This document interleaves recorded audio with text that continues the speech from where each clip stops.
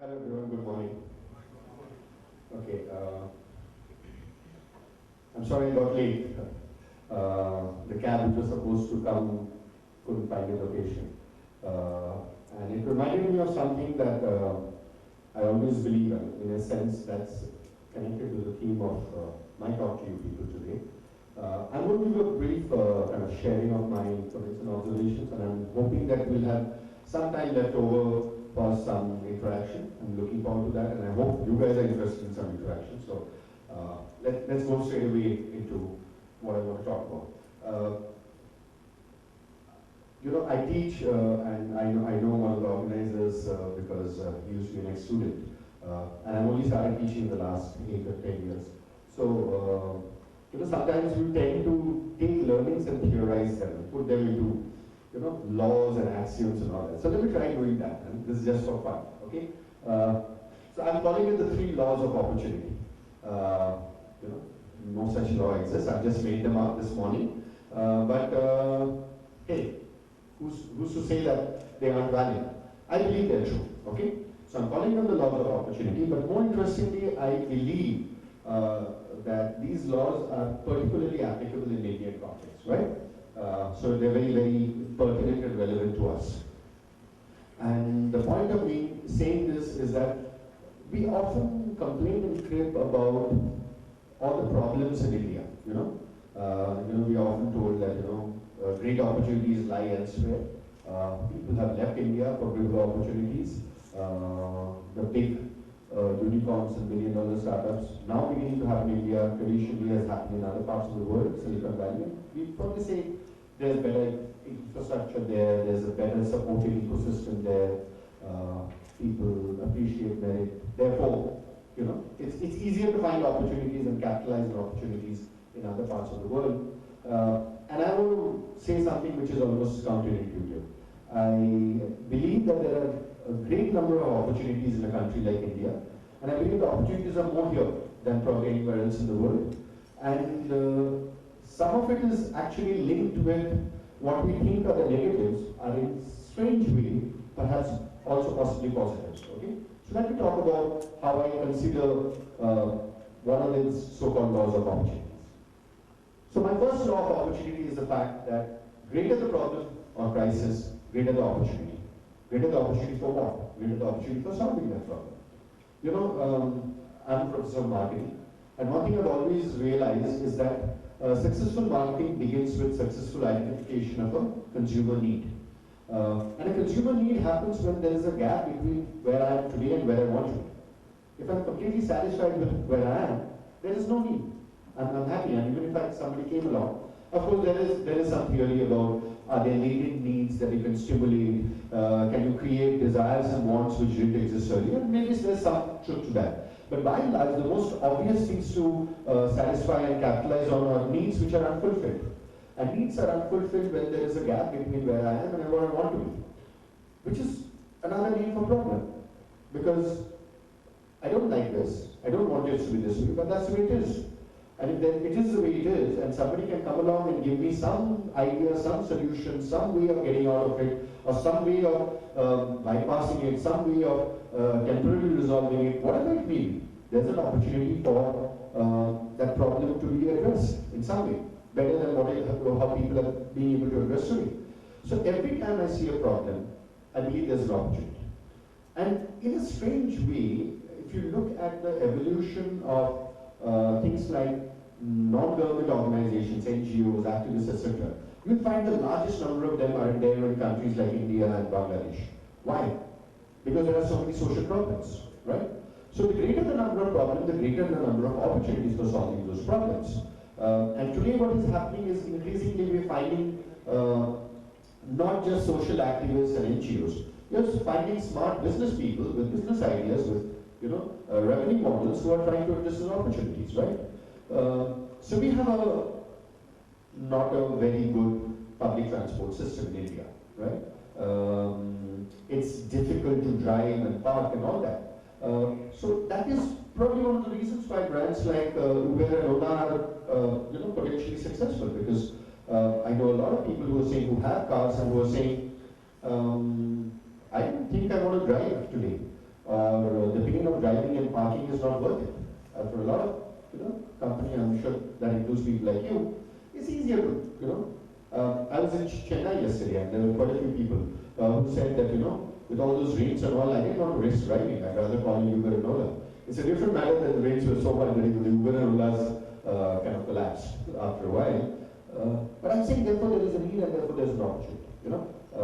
And therefore society or a nation which has a lot of problems, a lot of unresolved issues, where maybe the infrastructure doesn't work as well, maybe when people face problems with government systems, I believe there's an immediate opportunity for somebody to come and do something. It may not be obvious, it may not be easy, but there are opportunities, right?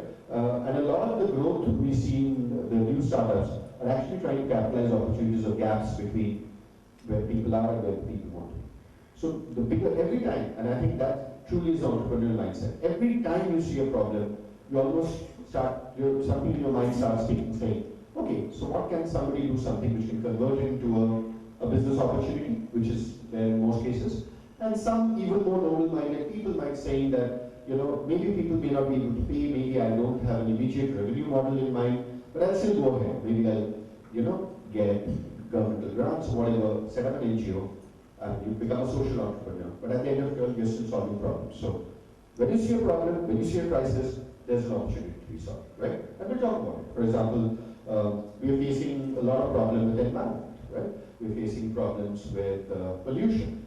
Is there an opportunity? Of course there is. For some smart guys to come and do something about it. Okay? So that's the first law of opportunity. Taking it forward, my second law of opportunity is greater the diversity and size of population, the greater the opportunity. Because if you have one set of people who are very homogeneous, very similar, they'll have one set of problems, and that's what you can solve. But if you have different kinds of people, and India is one of the most diverse countries, right?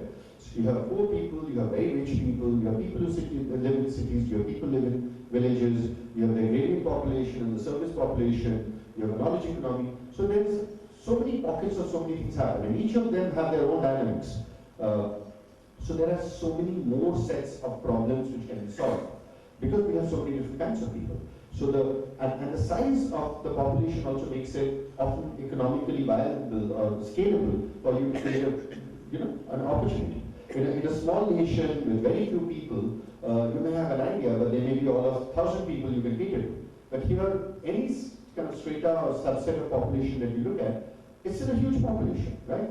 So we talk a lot about the youth, the demographic dividend of India, and there's a lot of focus on how many young people there are and the opportunities and challenges. The challenge at one level is giving employment. A lot of people believe they're not necessarily already employable, so there's opportunity of skill development and soft skill development, right? And there are a lot of people working in that area. But we tend to ignore other parts of the population. So we still have a very large rural population. We think because the youth dividend is so big, the youth population is so large, others are not important. But I'm telling you, India has one of the largest old populations in the world. And there are huge opportunities lying in the old population, which a lot of people are not focusing on. Because by the sheer size, even if it's a smaller percentage in sheer numbers, and more Indian people are living up to an older age. The average age of Indians' average lifespan is going up.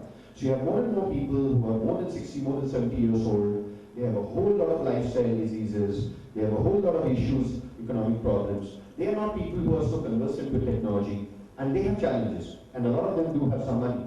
They have retirement savings. They have children living abroad who support them, as long as they're taken care of. Their needs are going to be taken care of. So it could be health, it could be security, it could be a whole lot of things for old people. Because of their sheer size, that's a big enough gold mine of an opportunity. Now, I know some people who are focusing on that and finding a great opportunity of building businesses around that. So sometimes it's also, the counterintuitive thing. And the great thing about India being such a large nation is that every small pocket and sub-pocket is still large enough for you to be able to build a business upon. My third law of opportunity is greater and faster the rate of change in the ecosystem, the greater the opportunity. India is one of the fastest changing countries in the world. There's no doubt about that. And change is everywhere. And I'm here in a city where, just because of political developments in the last couple of years, I think there's a lot of change happening. We suddenly have 2 new states. I can just imagine the amount of opportunity which will happen when 2 new governments who are obviously competing with each other for investment, for economic development, for catering to their citizens, students, will create a whole world of opportunities just sitting here in this part of the world. And they are being created.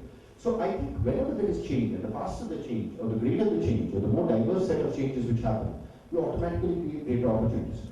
In turn, it also challenges for old people and old systems. Some of the old people and systems will have to die out or phase away because you can't carry on doing the same old stuff when things change. But every time things change, new opportunities come up. And the trick is to find it fast enough before others do. So I think in India, because of the fact that we do have a lot of social problems, there's a lot of gap very often between where we should be in terms of the quality of life of a developed world and where we are.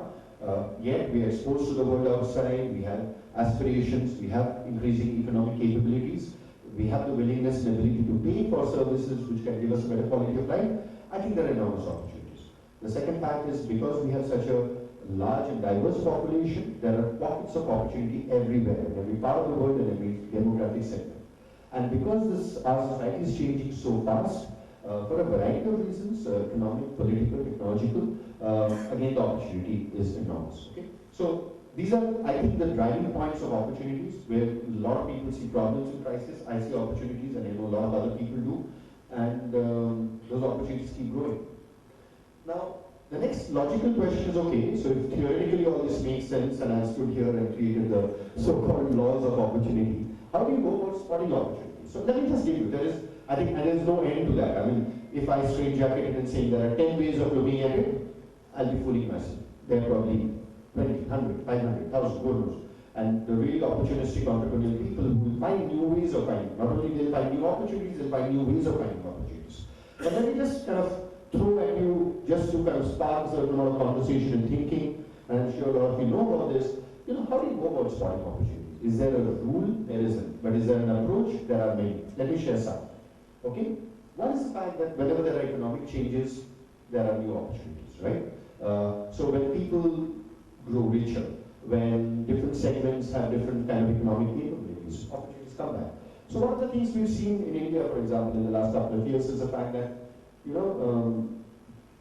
due to parking, driving space, cars, whatever, hatchbacks became a very popular. So we earlier had very small cars and then sedans, and then suddenly hatchbacks started coming and becoming a very popular segment in India. And then as people's kind of economic aspirations and capabilities grew, you realize that people still want to have hatchbacks because they're small enough and nimble enough to drive and park, and yet they would like more features and more benefits, and they want to upgrade themselves. So this whole category of premium hatchbacks has probably come about in the last 2, 3, 4 years in India simply because there is an opportunity. There's a need to have small cars, and there's an opportunity to upgrade your, the quality of your car and the quality of your driving riding experience, and therefore the premium hatchback category has emerged, and it will probably keep growing. Similarly, one of the interesting things I find is that in a lot of places, including 5-star hotels like these, you will find street food. You will find restaurants which offer chaats. There are some restaurants which give you things like snacks and chaats and dhoklas at 100 rupee, 200 rupee per plate, which is something that you get for 20 rupees on the street or 50 rupees on the street. Because people love the taste of Indian street food, snack, but they want the hygiene and they have the money to pay. So suddenly you have Indian upmarket restaurants which are catering to not continental fare, but the same tasty Indian street food which you love, right? So the pani puri and the bhel puri and all of that stuff now can be had in an air-conditioned, comfortable environment at 200 rupees a plate, and there are people willing to buy it. So somebody's figured out there's an opportunity because of economic change. That, and one of the interesting things is our tastes don't change as much, but our capability to pay changes. So if you change the context but give me the same taste, I'm willing to pay much more for it. Another interesting development that I've been noticing is that now that people in small towns in rural India also are exposed to the world and have aspirations. One of the things they want for their children is to have a better education, which they were trying to do. I know of someone in West Bengal recently who said, in the board exams, the children who get the best marks are invariably not from the big cities like Kolkata, they are from small suburban towns. They are good, studious students. But they don't really make it to the IITs and IIS because they lack the English medium education, right? So there is now a growing need and opportunity for English medium schools in small towns, which didn't exist earlier. People, either had to send the children away or they work with the local vernacular medium, government kind of schools. And now that people have greater money power and they have greater ambition for their children, they want English medium school chains in their own small towns. And I know at least 3 companies which are setting up English medium school chains across small towns. So there's a new opportunity emerging because you look at economic aspirations and requirements of people and you say, hey, there's something I can do to plug that. Of course, there are social trends. And social trends are, as the name suggests, there are trends which keep changing. So I saw this interesting ad from Philips a couple of months back, which shows this boy and girl who kind of suddenly get message to each other and decide that they're going to, you know what's going to happen. You figure something's happening. Because they quickly start kind of making themselves up, okay? But what they do is they just make, they make up their hair, the guy kind of quickly trims his beard, and kind of puts on a nice shirt or whatever, the girl puts on a nice top. But, below they are just wearing shorts and pajama, and then what you realize is they're going to basically have a Skype date, right? So the top part of them needs to look very good. And some of you know it, when we do video conference with our foreign clients, we put on a nice shirt and a tie and we are wearing our chappals and shorts below, right? Now that's an interesting social trend. That, we need to, and the whole trick is what Philips is playing up is that you need a quick 2-minute makeover which makes the top part of your body look good, doesn't matter where you are and whether the rest of it. So dressing up for a day meant something else earlier, and dressing up for a day probably means something else earlier. Okay, there are so many. I can mention at least 5 brands and 5 new opportunities which have come out just because of this selfie phenomenon, right? From selfie sticks for cameras which take better selfies, which kind of change your skin tone and background based on which selfie you take. You have so many opportunities just coming out of the social trend called selfies, right? Some people may think it's narcissistic, some people may have other social commentary about it, it doesn't matter. There are a lot of people who are taking selfies there, and a lot of brands and a lot of businesses who are looking at the opportunity of getting something out of it, okay? Of course, then there are cultural insights, right? And cultural insights by definition are very, very rooted in a particular culture, okay? So very often you may not find somebody from another country being able to understand the culture of your country because, people like McDonald's have struggled and got their act together in realizing that it's easier and better to sell aloo tikki burgers than maybe the traditional style. Kellogg's has struggled for a long time to change the breakfast habits of Indians and realize that's difficult. And now they're trying to sell evening snacks, and that's an easier entry point because, some theories say things that we do first thing in the morning are the most ingrained habits, and people don't change as much. The alternate theory is that people flirt more and become more adulterous as the day progresses. Okay, so your loyalty is more towards stuff you do in the morning, the morning newspaper, the cup of tea or the brand of tea, and the kind of breakfast. Those are things which are more hardwired and ingrained and difficult to change. And Kellogg's, after 10 years of struggle, is now beginning to figure that out. So now they're going towards the evening and trying to come up with evening snacks. That's probably the easier thing. And there's the past instance of someone like Maggie having succeeded in that area. So they're trying to do that. Okay. So you need to use cultural insight. So I'll give you an example of one Indian brand which I think uses it brilliantly. Okay. And it's a brand called Crack Ankle Cream, right? I'm sure a lot of you, and it's actually very successful. So the thing isn't as much as that it's a specialist cream which works for your ankles and ankles. Some people have cracks on their ankles. It's not even the basic observation that a lot of Indian women seem to have cracks on their ankles. So more than men, it's women who need a specialist cream for cracked ankles. It's the further insight that why do Indian women have cracked ankles, and more importantly, what does it result in? So why they have is a lot of women who work at home or outside, whatever, probably don't wear proper footwear, or if they wear chappals or whatever, so that kind of exposes them, creates cracked ankles. Cracked ankles can be very painful, hurtful. Now all that is at a functional level, but at a social and emotional level, one of the interesting observations and the insight was that very often people, including women, judge other women's social status by looking at their ankles. Because it's easy to cover up and wear a nice silk sari when you go to a public, family function or a wedding. What you can't cover up is your ankles. And women often look at other women's ankles to judge what social class or status they come from. So it operated on this insight that women often feel that they are being judged, not just themselves, their families are being judged, and their social status is being judged by other people by looking at their ankles. And in some senses, they're letting their families down, and the family prestige down if they have cracked ankles.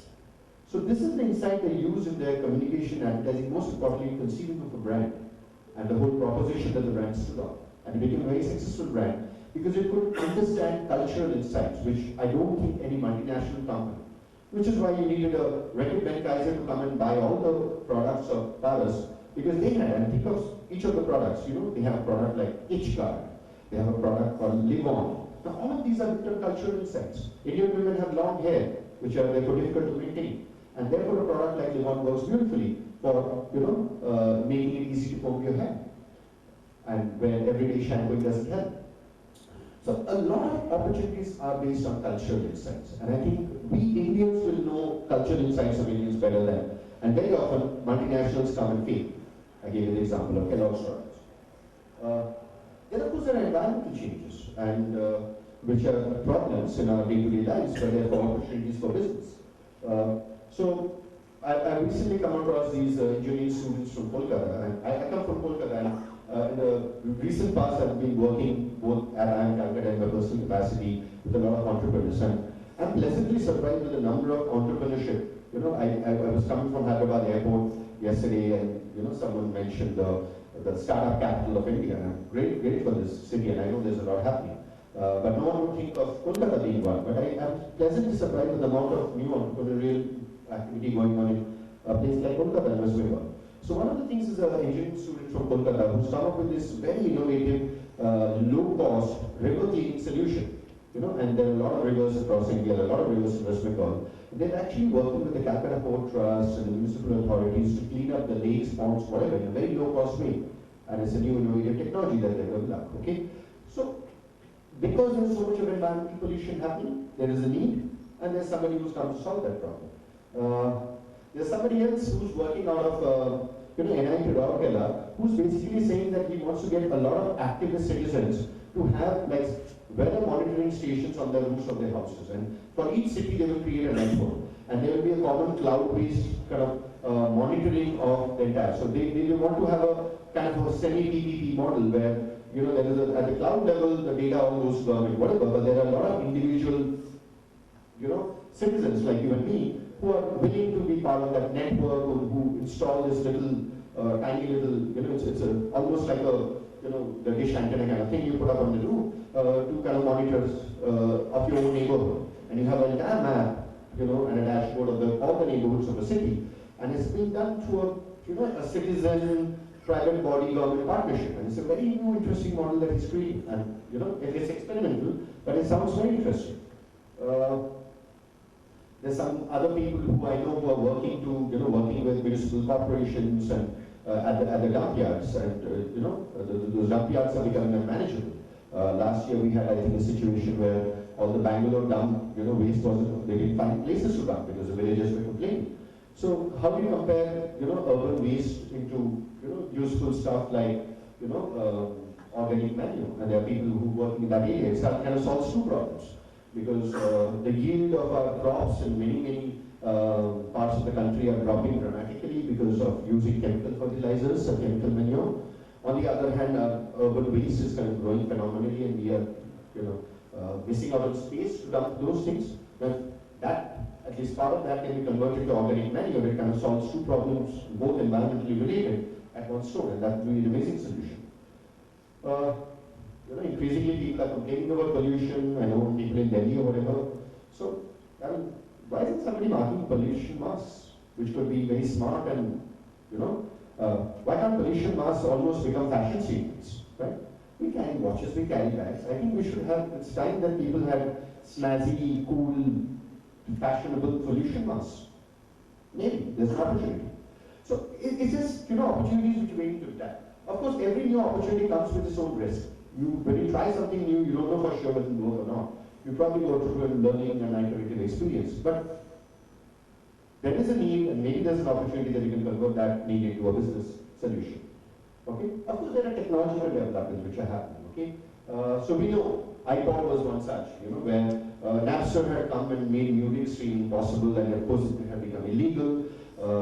And MP3 technology was of course there, and then they just combined all of that and they came up with this basic consumer insight, which is that people till that point of time, unless they were illegally downloading songs, they used to have to buy albums.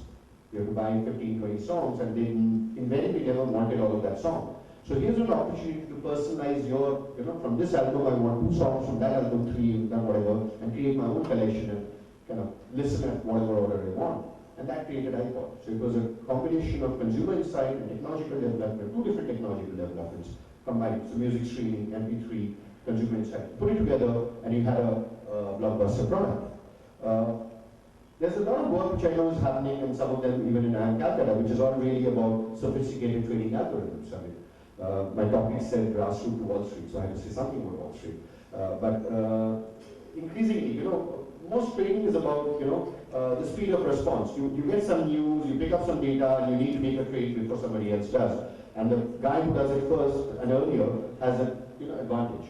So trading algorithms are actually doing things in microseconds where a human response would have taken half of 1 second, right? So actually we're looking at how technology, how combination of big data and artificial intelligence, self-learning systems, and human intelligence can be merged to create trading algorithms, which gives you huge economic advantage and commercial advantage of the Wall Street and any financial capital in the world.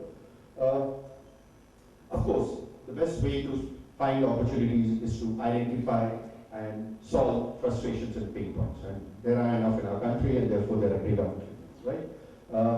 So I recently found some companies who've been working in the whole area. We know the Indian legal, judicial, law enforcement systems are pretty suboptimal, right? So here are people who are saying that, you have any problem, be it compliance, be it, what all laws do you need to follow to set up something. We will create a one-stop shop which kind of comes, solves your problem, fills up all your forms, goes to all the regular departments and gets it done, right? Of course, if there are issues like bribing or corruption, I don't know how they'll deal with it. But they basically say, it's very difficult very often to deal with the government because it's not very transparent. They don't really tell you what the rules are, and only after you've broken a rule, then somebody will come and catch you and say, hey, did you not know there was a rule? Please go and read this manual, and you don't even know where that manual exists. So somebody is making it very easy and transparent, creating an interface who's saying that whatever laws, whatever you need to do, we will tell you and we'll help you, handhold you, and help you make sure you do things legally and not follow the wrong side of the law. I thought it's an interesting idea, ambitious, but hey, there's an opportunity. The other thing, of course, is just to observe consumer behavior. And very often consumers, and people like Steve Jobs have said it again and again, don't ask consumers, they can never tell you. You need to observe consumer behavior, and through that, through observation, come up with new, interesting ideas of what could help them, or what could make their lives better.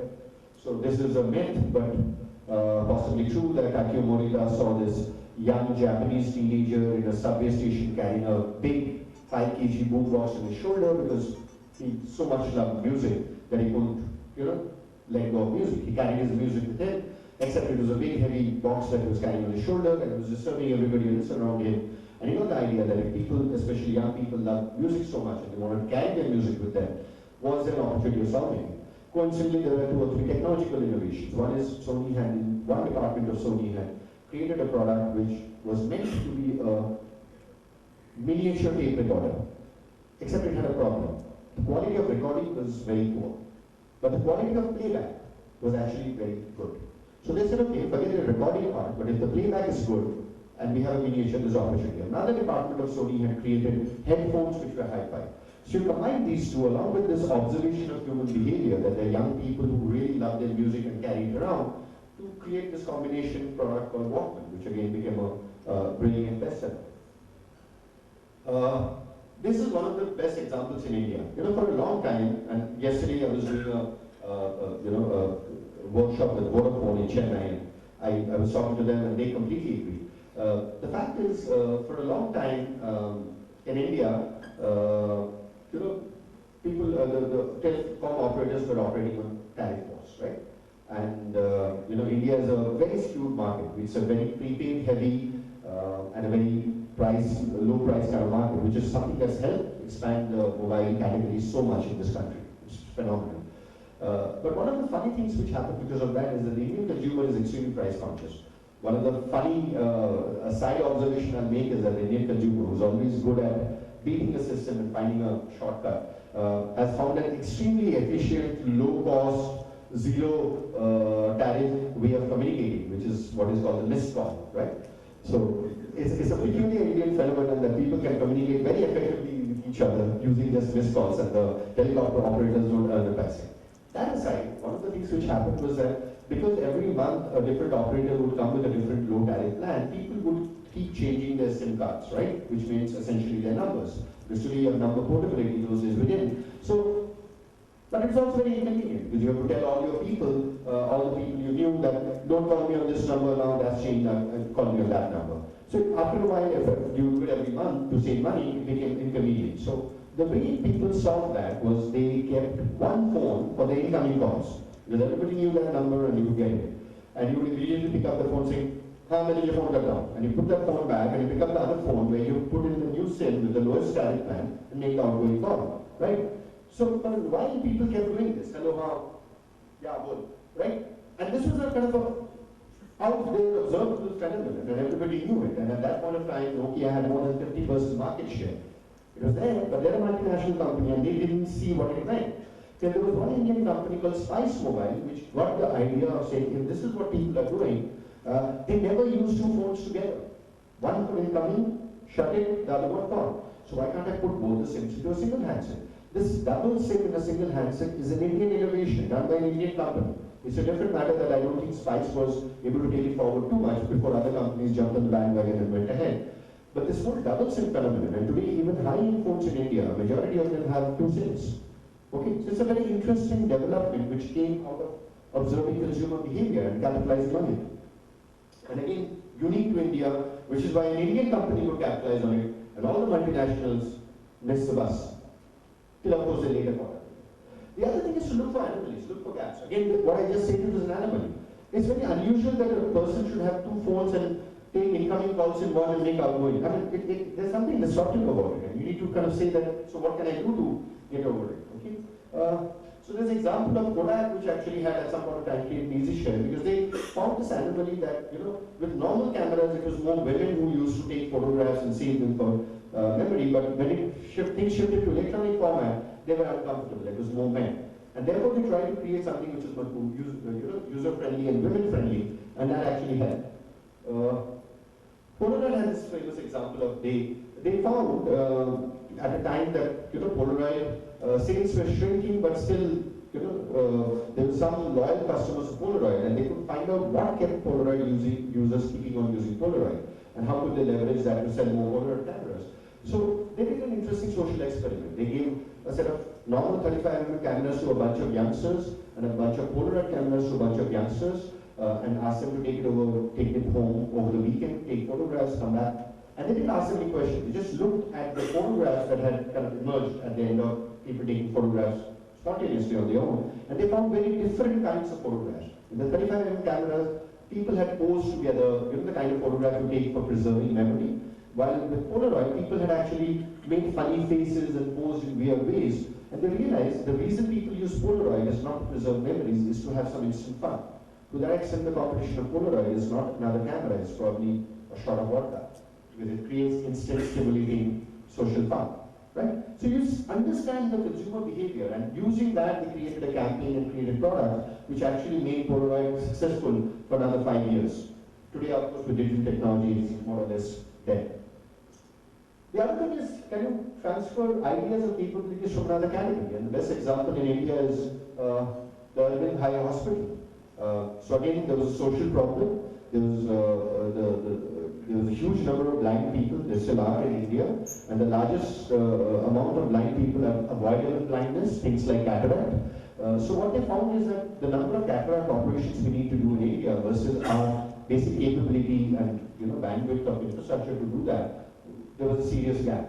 And they tried to solve that problem, and what we realized is that only a certain percentage of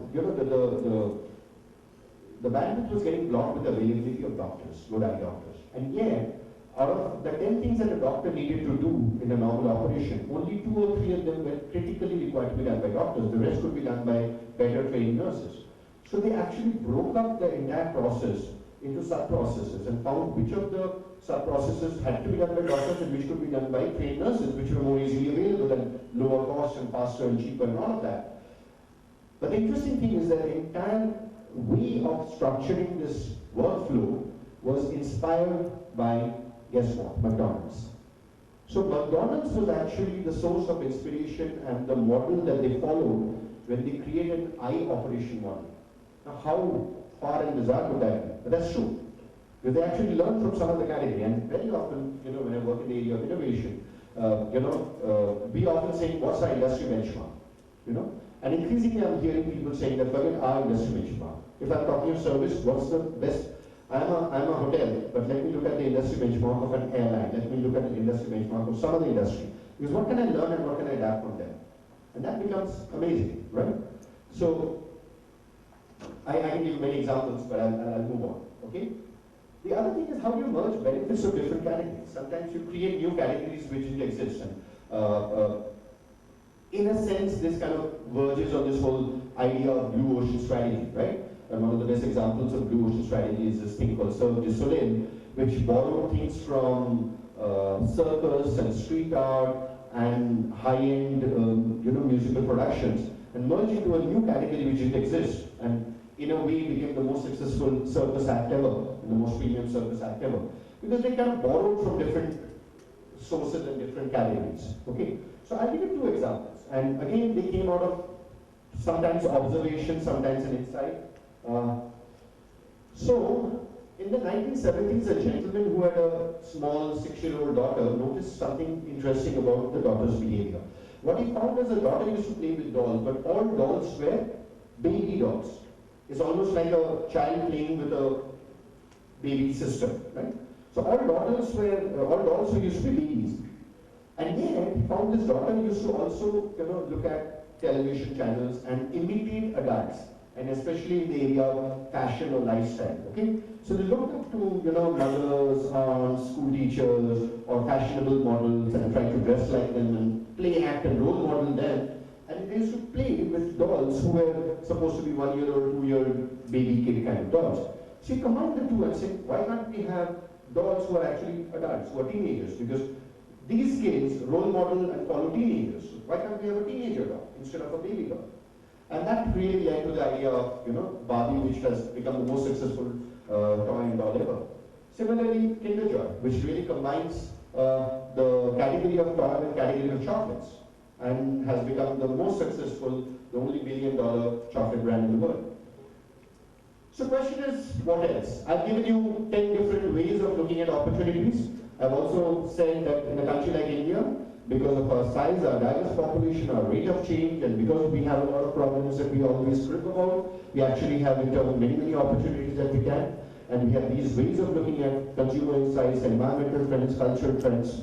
Which of these would work for whom, we don't know. But there's so much to do, there's so many opportunities, and I'm sure a lot of you are going to capitalize on it.